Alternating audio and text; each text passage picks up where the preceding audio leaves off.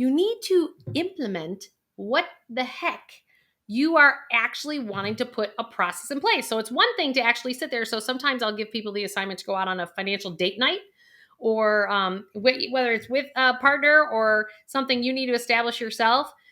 But it's about, you have to implement what the heck you're talking about. And even more importantly, consistent and regular review process, whether it's, doing a consistent date night and talking about the financial stuff, or I know for me, what I do is that a big chunk of how I'm paid happens on a quarterly basis. And so that's how I run my company. And so I make sure I have that sit down time carved out of my calendar. So I know when that money comes in, and I want to apply my process to hit the goals and the manifestation goals that I have.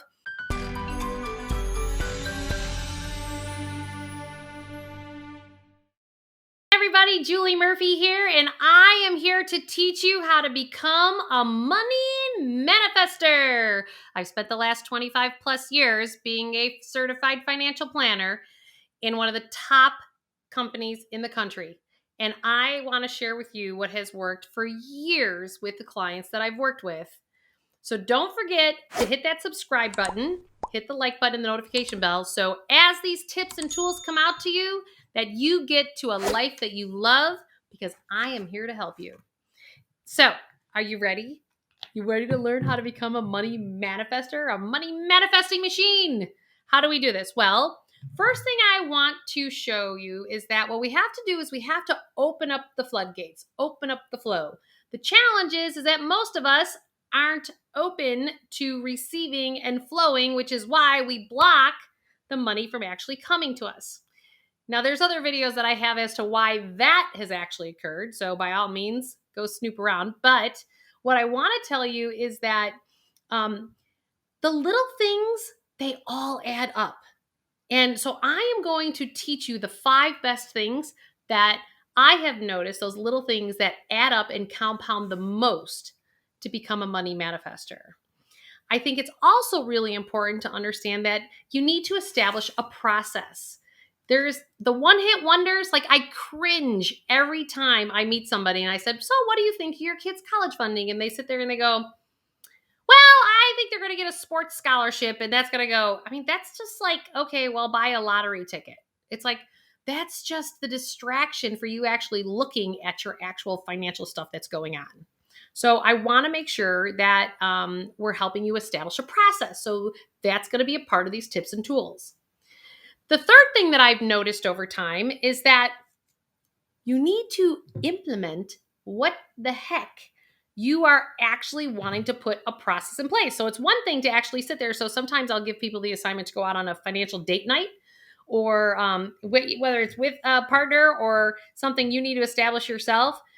But it's about, you have to implement what the heck you're talking about. And even more importantly, consistent and regular review process, whether it's, doing a consistent date night and talking about the financial stuff, or I know for me, what I do is that a big chunk of how I'm paid happens on a quarterly basis. And so that's how I run my company. And so I make sure I have that sit down time carved out of my calendar. So I know when that money comes in, and I want to apply my process to hit the goals and the manifestation goals that I have in place. So let me share these 5 things with you. Ready? All right. Number 1, I need you to set specific financial intentions. Now, people don't necessarily know what that means, because we've become such an electronic society that so many things are on autopilot. And we have things like, when I run people through exercises, and these are people who could make $40,000 a year, or people that are making $1 million a year. It's true for all of us out there. No different than all of us have lungs to breathe if we're human. Same thing happens here. What we see happening is the fact that we have all these charges on our credit cards that we've gotten on subscription, or we hooked up. You even forget that they're on there because it's just become autopilot. So I need your intentions to actually be specifically mapped out too. So, and this is where I love things like online savings accounts. I don't know if you are familiar with those. There's lots of banks out there that have online savings accounts. And those are the ones that are still FDIC insured here in the United States. But you can get on them and they usually typically pay more interest than regular savings accounts. But, I'm sure that's not the case for every one of them. But what I love about them is you can actually name your financial intention on the account. Let me give you an example. So I have like 8 of these different accounts. And people are like, "You have 8 savings accounts, Jewel?" I'm like, "Yeah." But I don't see it as financial 8 different account numbers because online you can actually name your financial intention. So, for example, I escrow my own real estate taxes. So I make the interest on my money as opposed to the mortgage company making the interest on my money. So every single paycheck, I have X amount going into that financial intention so that I have that money sitting there. So when I'm ready to pay my real estate taxes, they're there. Now, that one's not so sexy, right? That's just like a bill. You're like, "Jewel, that's not really an intention, but that's a bill." But I have some fun ones too. I am a huge giver.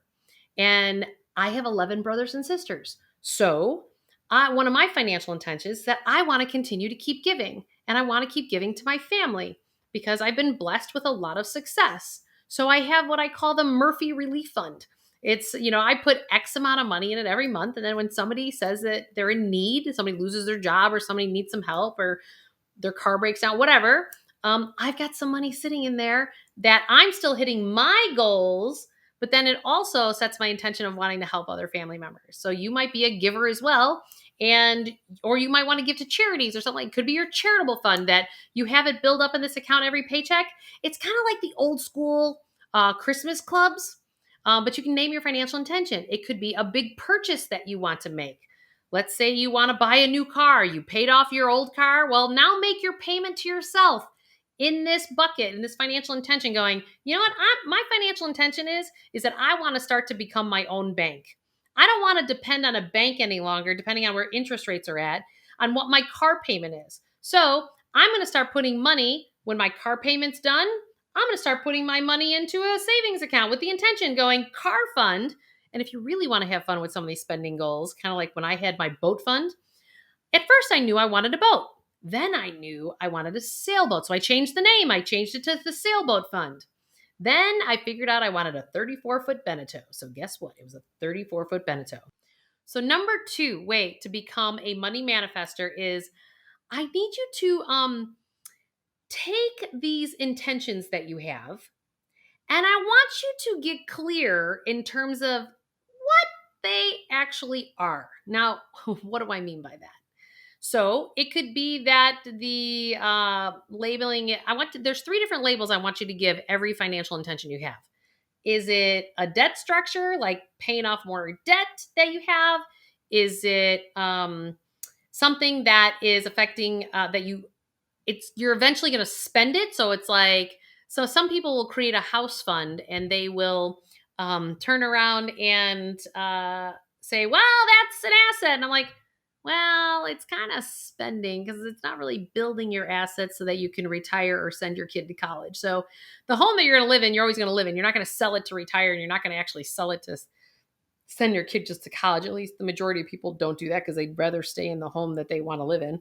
So is it really a spending bucket and not an asset building or wealth building bucket? So which is the third one is wealth building. So label all of these intentions, whether they're a debt, are they spending, or are they wealth building? Why? Because I want you to have the clarity. And remember, these intentions, we want to drill them down into the clarity. And when you do that, you increase your awareness. And when you increase your financial awareness, then you actually become more of a money manifestor because you've increased your awareness and you're not just living your life by financial default of like, "Oh shit, this happened. Oh God, this happened. Oh, this happened." You're actually intending and then increasing your awareness behind everything. So number 3 to become a money manifestor is I want you to fund these intentions on autopilot. Just like I talked before that a lot of credit card charges of your spending are on autopilot. Well, why can't we fund our intentions on autopilot? No different than, that subscription on ClickBank, that thing on Facebook that you were scrolling through and you bought it. Now it's charging you $7 a month. Take that same concept, and I want you to have each one of these financial intentions that you've set for yourself go on autopilot. So number 4, in terms of becoming a money manifestor, when you pay off a debt, or if you get a pay raise, what I call this is newfound money. When you get a pay raise, when you get a tax return, when you get an inheritance, you get a bonus at work, you get a stock payout or a long-term incentive payout, or you paid off a debt. I want you to create a process, and this is probably the most important piece of this entire video. I need you to create a process and saying, oh, here's some new money, a third, a third, a third. Meaning, if you have debt in your world, consider taking a third of that newfound money, whether it's monthly money in a paycheck or a chunk of money like an inheritance or a tax return or a bonus. Take a third of it, pay off your financial past, pay off those debts. Take the other third, and I want you to put it towards one of your spending intentions, one of your spending goals, whether it's house maintenance or vacations or whatever. Because the spending piece is the reward along the way. And then the other third is about wealth building. And your wealth building, break that down into short-term goals, midterm goals, and long-term goals, which I have other videos on that, and you can take a look. But here to help, don't forget to hit that subscribe button, like, and the notification bell, because we are going to get you to exactly a life that you absolutely love. Thanks, everybody.